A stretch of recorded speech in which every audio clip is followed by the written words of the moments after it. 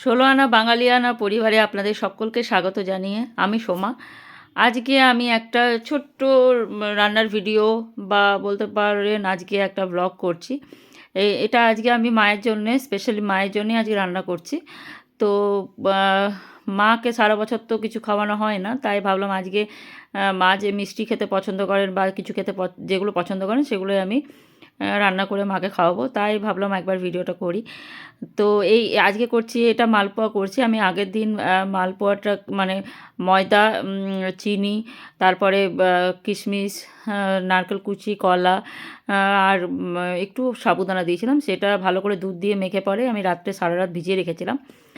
এবার আজকে সকাল সকাল উঠে প্রথমেই আমি মালপোয়া বানাতে শুরু করি। এবং দেখুন আমার আমার এই রান্না করতে করতে গাছগুলো দেখতে খুব ভালো লাগে।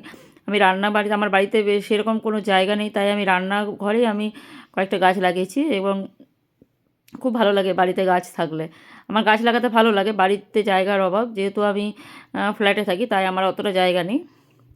তো এইরকমভাবে রান্নাঘরে গাছ লাগায় আর খুব ভালো লাগে। দেখুন আমার মালপোয়াটাও তৈরি হয়ে এসেছে। তো মালপোয়াটা এদিকে মালপোয়া তৈরি হয়ে গেছে। এবার আমি ভাবি একটু আটাটা মেখে রাখি। তো আজকে আমি মায়ের জন্য আজ লুচি বানাবো। তো লুচিটা আমি একটু ময়দা, একটু আটা, একটু ময়ান দিয়ে আটাটা মেখে রাখছি। মেখে রেখে পরে কিছুক্ষণ মেখে রাখি, কারণ আজ লুচি করবো ভাবছি, সবার জন্যই লুচি করব। আর আমার হাজব্যান্ড যেহেতু লুচি খেতে পছন্দ করেন না, তার জন্যে পরোটা করে দেবো। তো এইটাতেই আমি পরোটা করে নেবো, তাই আটাটা মেখে রেখে দিই। এবার তার মধ্যে আমার মালপোয়াটা তৈরি হয়ে গেছে। এবার ঠান্ডা হওয়ার জন্য আমি এটা ডাইনিং টেবিলে রেখে দিই। রান্নাঘরের জায়গাটা বড্ড কম, তাই এখানে ডাইনিংয়ে রেখে দিই। যা যা রান্না হয় আমি এই ডাইনিং টেবিলে এনে রেখে দিই। তো এটা এখন গরম আছে, ঠান্ডা হোক। এর মধ্যে আমাকে আরও অনেক কিছুই কিছু কিছু রান্না করতে হবে, বেশি কিছু তো করিনি।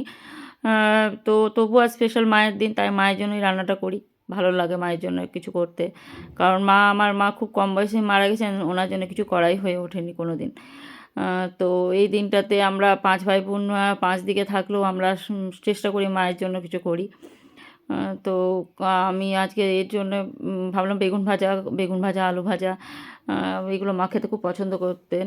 লুচি, উম তো পছন্দ করার মধ্যে হয় এমন একটা সময় থাকে যখন হয়তো মানুষের খাবার অতটা সময় থাকে না। ছেলেমেয়ে মানুষ করা, পড়াশুনো এইসব করতে করতে মানুষের নিজের পছন্দটা আর হয়ে ওঠে না পছন্দের মতো কিছু করা।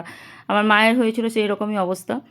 আমাদের 5 ভাই বোন, আমার 5 ভাই বোনের পড়াশোনা এসব করতে করতে মায়ের আর অতটা সময় হয়ে ওঠেনি মা নিজের জন্য কিছু ভাবার। তো তার মধ্যেই খুব কম বয়সেই মা মারা চলে গেছেন। মানে মা 50 বছরের মধ্যে 50 হতে হতে মা মারা গেছেন।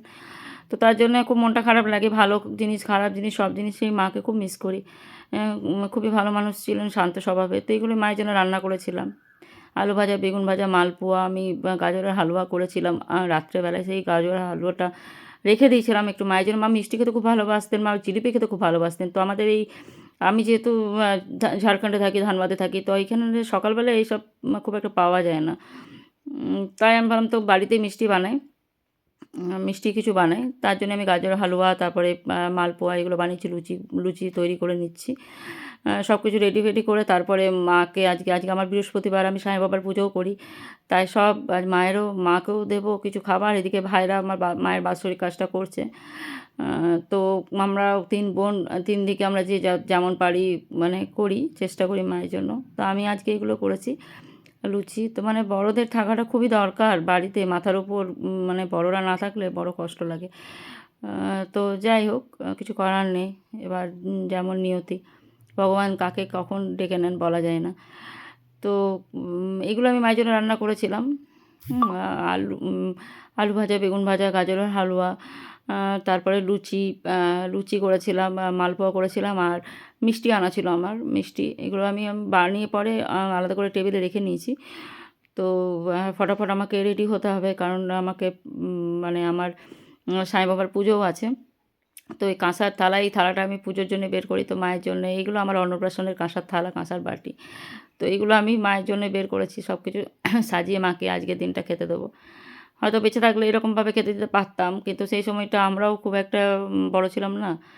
আর আমার মা খুব তাড়াতাড়ি চলে গেছেন, তো হয়ে ওঠেনি, যে কোনো পরিস্থিতিতে হয়ে ওঠেনি।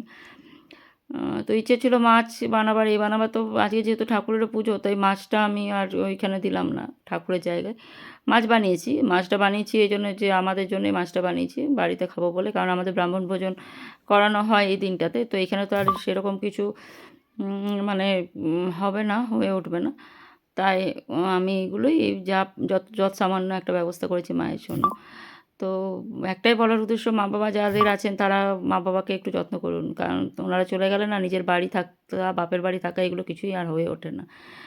মানে মা-বাবা থাকতে যে বাপের বাড়িটার দরকার, সেটা আর মা-বাবা চলে যাওয়ার পর হয় না। তাই যাই হোক, মেয়েদের জন্য মা-বাবা থাকাটা খুব দরকার। আ এরপর আমি আমি একটু দেখাই যে আমি মায়ের পুজোটা আমি কীভাবে করেছি। যেহেতু এইসব ব্লগ করতে ভালো লাগে না, তবুও আ কী বলবো আর, একটু মায়ের ফটোটা দেখাই। মাকে তো কোনোদিন দেখানো হয় না। মাকে হয়তো আমরাও আর দেখতে পাবো না। তাই এই ফটোটা মায়ের একটা কালকে আমি বাঁধিয়েছি আলাদা করে। মানে আমার ফুল ফ্যামিলি, রায় ফ্যামিলি ছিল এটার মধ্যে। তার মাঝখান থেকে মাকে আমি মানে ইয়ে করে আলাদা করে এই ফটোটাও কাল বাঁধানো হয়েছে।